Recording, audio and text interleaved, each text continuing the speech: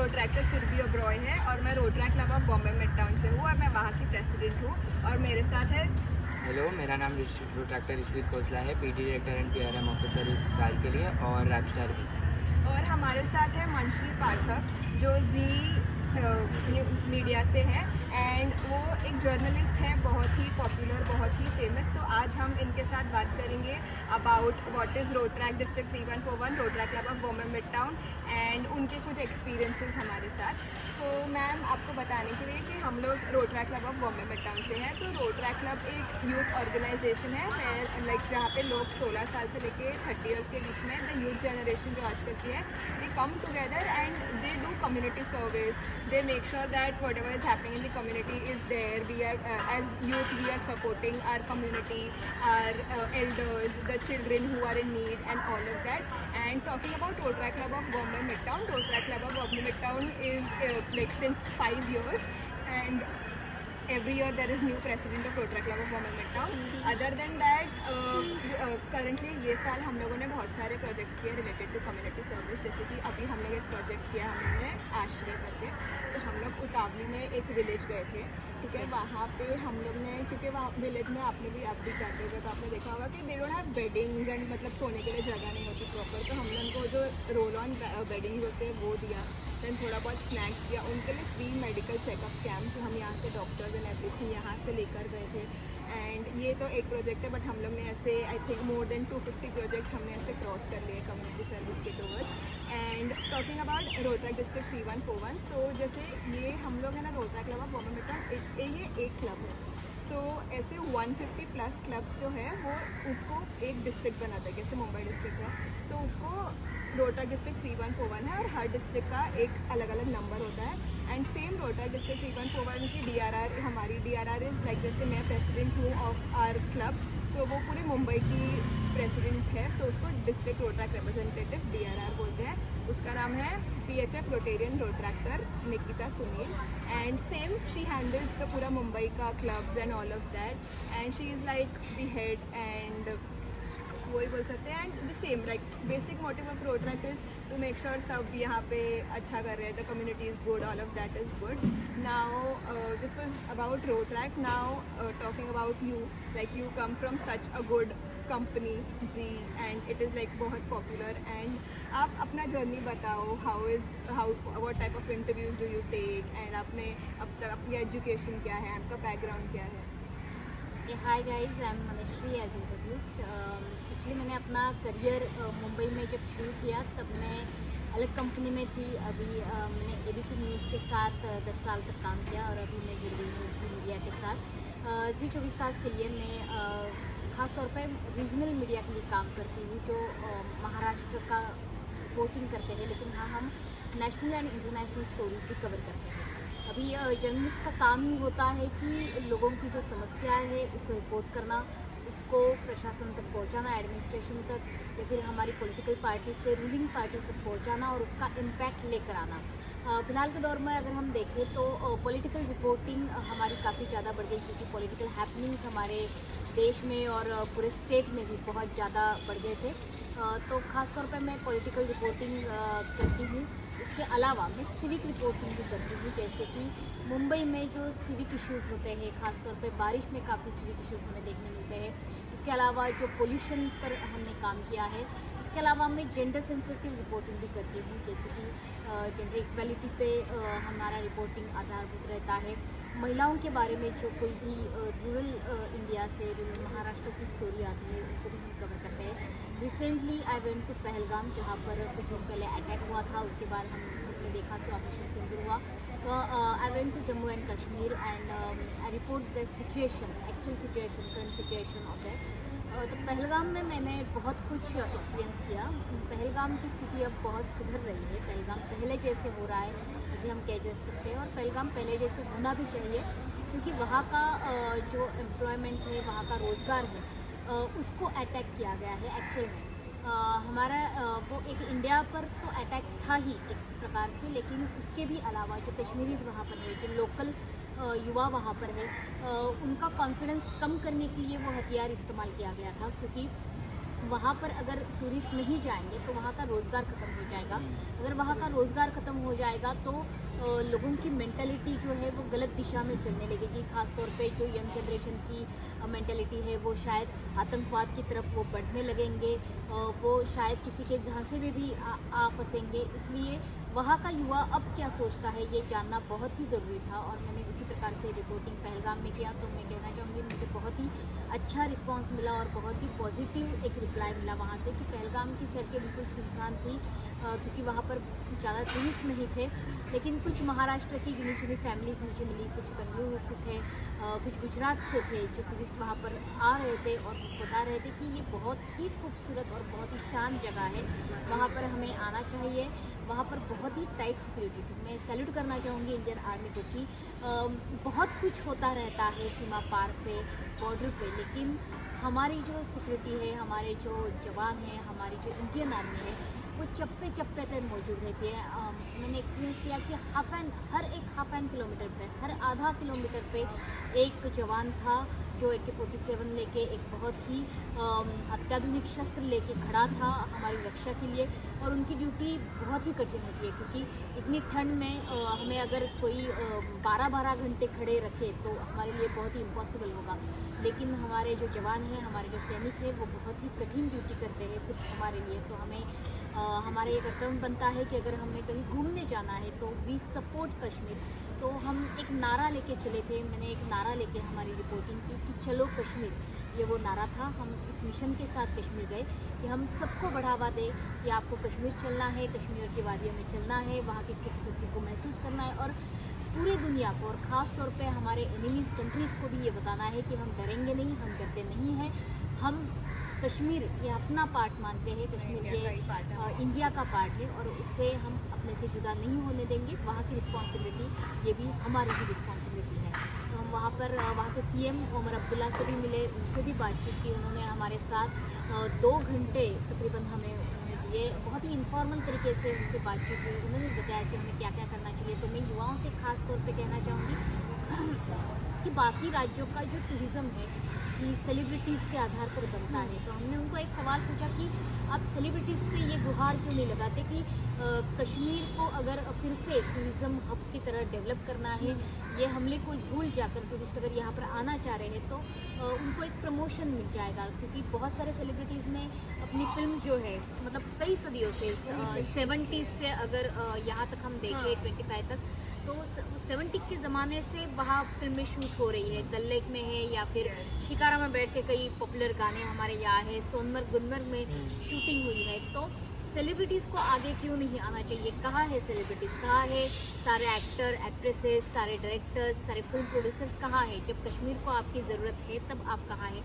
ये सवाल हमारी तरफ से उनको पूछा गया। तो आप क्यों नहीं गुहार लगाते? जैसे कि आओ कभी गुजरात में, ये नारा अगर अमिताभ बच्चन गुजरात के लिए दे सकते हैं तो वो कश्मीर के लिए क्यों नहीं? ये सवाल वहाँ पर उपस्थित किया गया। लेकिन उमर अब्दुल्ला जो CM है और बहुत ही डायनेमिक CM है, मैं कहना चाहूँगी कि बहुत ही यंग जनरेशन को उनकी बातें सुननी चाहिए। यंग जनरेशन अगर उन्हें फॉलो करती है तो उन्हें बहुत कुछ सीखने मिलेगा। हम YouTube पे उनके वीडियोस भी देख सकते हैं। तो उन्होंने बहुत ही स्मार्ट तरीके से उत्तर दिया कि यहाँ की कश्मीरी जनता ही एक अपने आप में ब्रांड एम्बेसडर है हमारे कश्मीर के लिए।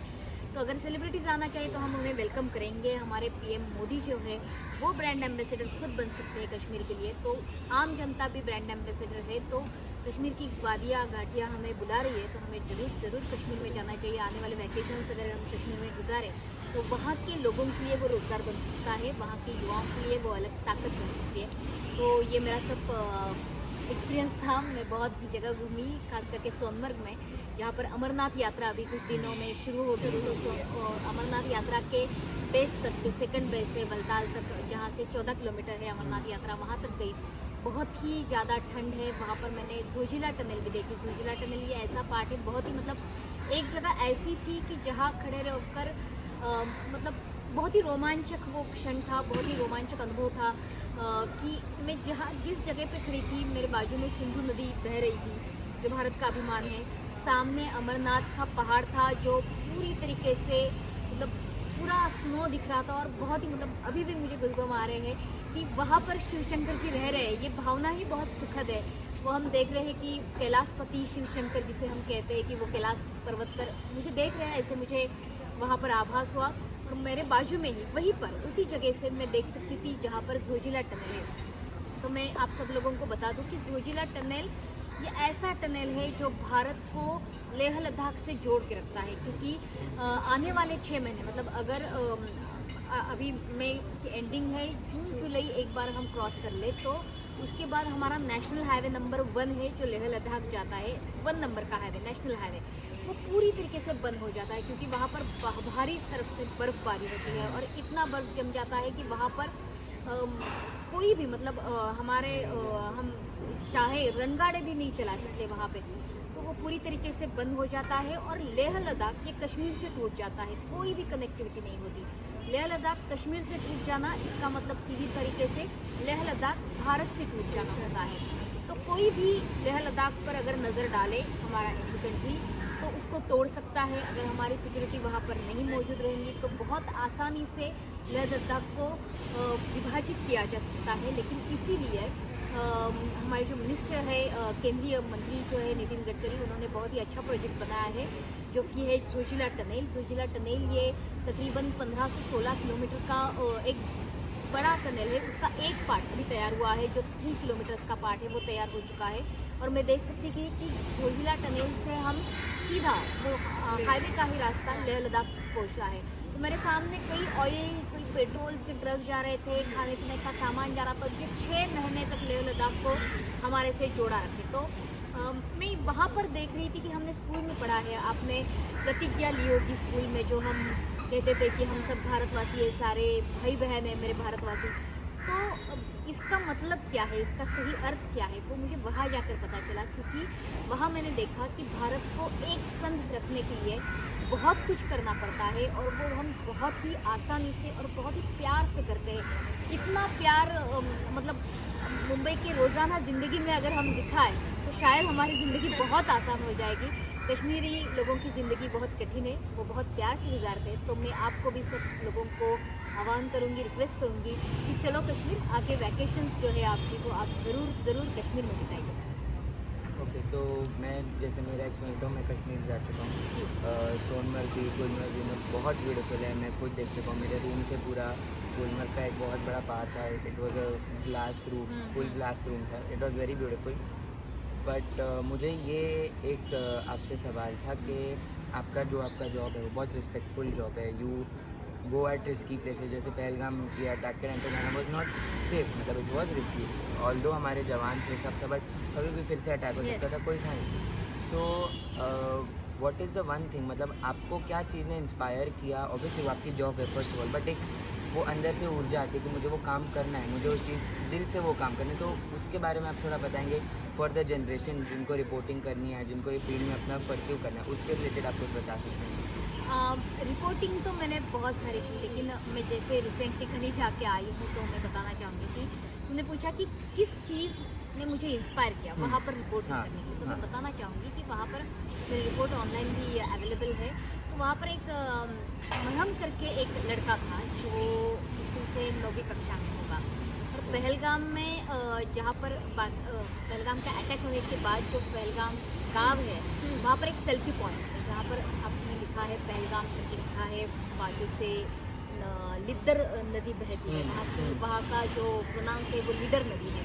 तो बहुत ही खूबसूरत वो सेल्फी पॉइंट है। वहाँ पर फेरी वाले कुछ थे, वो आजू बाजू में घूम रहे थे। तो वहाँ पर मैं जब रिपोर्टिंग कर रही थी, मैं लोगों से बातचीत कर रही थी, तब एक छोटा बच्चा आया, 9वीं कक्षा में होगा वो, उसने बताया। तो वो उसके हाथ में खरगोश था, रैबिट था, और उसने मुझे ऐसे आगे किया, कुछ बोला नहीं, उसने बस लेना है ऐसे किया। तो मुझे कुछ समझा नहीं कि क्या कहना चाह रहा है, क्योंकि मैंने सुना था कि कुछ लोग जो मांसाहारी है, जो नॉन वेजिटेरियन है, वो खरगोश खाते भी है। कि नहीं भाई, मैं तो वेजिटेरियन हूँ। मतलब एक तरीके से मैंने उसको झिड़क दिया, ऐसे समझो, क्योंकि मैं अपने काम में बिजी थी। लेकिन वो घूमता रहा, तो मुझे समझ में नहीं आ रहा था कि वो खरगोश लेकर क्यों आजू बाजू में घूम रहा है, यहाँ पर कौन खरगोश उसका लेने वाला है। तो फिर मुझे बाद में पता चला, मैं उसके पास गई तो उसने मुझे बताया कि वो 9वीं कक्षा वाला लड़का जिसके घर में उसकी माँ बीमार है, इसके पापा को भी ज़्यादा काम करना आता नहीं है क्योंकि काम नहीं है, वो भी शायद बहुत ओल्ड एज है, शायद आखिरी संतान हो वो उस घर की, छोटा बच्चा था। तो उसने मुझे कहा कि मैं ये खरगोश लेता हूँ, जो आने वाले टूरिस्ट है उनके हाथ में देता हूँ और वो खरगोश के साथ फ़ोटो निकालते हैं तो मुझे 50 रुपये मिलते हैं, और उस 50 रुपये के आधार पे जितने वो फ़ोटोज़ निकालते हैं उसके ऊपर उसका घर चलता है। तो मुश्किल से उस घर की कमाई, पूरे घर की कमाई दिन में ज़्यादा से ज़्यादा अगर टूरिस्ट आते हैं तो 700, मैक्सिमम 700 बनती है, और वो भी हर रोज़ में। और एकदम से जब पहलगाम अटैक हो गया तो वो खरगोश को लेकर कोई फ़ोटो नहीं निकाल रहा था। वो सुबह से आया था और मैं तकरीबन दोपहर में पहुंची थी वहाँ पर 2-3 बजे, और सुबह से एक भी जन ऐसा नहीं था कि जिसने उस खरगोश के साथ फ़ोटो निकाला था। तो उसे 50 रुपये भी नहीं मिले थे। तो मुझे वो बहुत ही मतलब एक तरफ से मुझे बहुत बुरा भी लगा और एक तरफ से मुझे बहुत उस पर प्राउड भी हुआ कि वो इतना छोटा बच्चा अपने फैमिली के लिए ये करता है, इतनी कठिन समय में करता है। और देखो कि हम बोलते कि हमें रोज़गार नहीं है, रोज़गार नहीं, उसने अपना तरीका ढूंढ निकाला था। मेरे पास क्या है, मेरे पास खरगोश है, लोगों को क्या करना है, इधर आके लोगों को फ़ोटो खिंचवाना है, रील्स करना है, तो चलो भाई मैं इसी का इस्तेमाल करता हूँ। उसका नाम भी था गोगो, नाम था उसके खरगोश का, और बहुत ही क्यूट था। तो मैंने भी उसके साथ फ़ोटो खिंचाई, मैंने भी उसको फिर उसका जो मेहनताना है वो दिया और उसको इनक्रेज किया कि तुम पढ़ो लिखो आगे बढ़ो। और कश्मीरी युवाओं को हमें यही बताना है कि हम आपके साथ हैं, और अगर मैं उसकी मदद कर सकती हूँ और ये अगर दुनिया तक ला सकती हूँ, हमारे देश तक ला सकती हूँ कि देखो भाई कि ये हमारा हिस्सा है, ये इस प्रकार से अटैक होने के बाद भी ये लड़ रहे हैं अपने सिचुएशन से, तो हमें उनके साथ होना चाहिए। क्योंकि ये कश्मीर पाने के लिए कई सालों पहले हमारे जवानों ने जान गंवाई है। तो हम जो बोलते हैं कि ये भारत का स्वर्ण मुकुट है, ये अगर धरती का स्वर्ग है तो उसके साथ साथ ये भारत का मुकुट है। तो भारत तो माँ है, हमारी माँ का मुकुट बचाने के लिए, उसकी रक्षा करने के लिए, उसका गौरव बढ़ाने के लिए हम चाहे जो कर सकते हैं। इसलिए मेरा रिपोर्टिंग तो बस बहुत छोटा काम था, जैसे आपने कहा कि वो मेरा कर्तव्य है, और यही चीज़ है वहाँ के लोकल लोगों की, बहुत प्यार से वो बातें करते हैं, उन्हीं के प्यार ने मुझे इंस्पायर किया, इसे कहना गलत नहीं होगा। Thank you. Thank you ma'am. तो एक लाइक आप रोड ट्रैक्टर्स और पूरे यंग जनरेशन के लिए आपने बहुत ही अच्छा मैसेज दिया है, and thank you so much. आपने हमारी बात सुन के हमारे साथ इंटरव्यू के लिए रेडी हुए, एंड दैट्स इट। आपको कोई क्वेश्चन है, आपको कुछ हमसे पूछना है तो मैं आपसे कुछ कहना चाहूँगी तो कह सकती हूँ कि आपका भी बहुत काम अच्छा है और मुझे बहुत अच्छा लगता है इस प्रकार के विचार युवा रखते हैं, और सिर्फ मतलब पढ़ाई के अलावा या फिर सोशल मीडिया पे अपने रील्स डालने के अलावा आप कुछ कर रहे हैं। मुझे बहुत अच्छा लगा कि आपने जिस मतलब मैं आपको टाइम नहीं दे पा रही थी एक्चुअली, क्योंकि मैं सडनली आउटडोर शूट के लिए निकल गई और सडनली मैंने अपने प्लान्स चेंज कर दिए, फिर भी आप बहुत शिद्दत से मेरे पीछे पड़ी और आपने मेरा इंटरव्यू किया, इसलिए भी बहुत बहुत थैंक यू और बहुत सारी शुभकामनाएं। ऑल द बेस्ट आपके आगे के जर्नी के लिए, आपके काम के लिए। Thank you.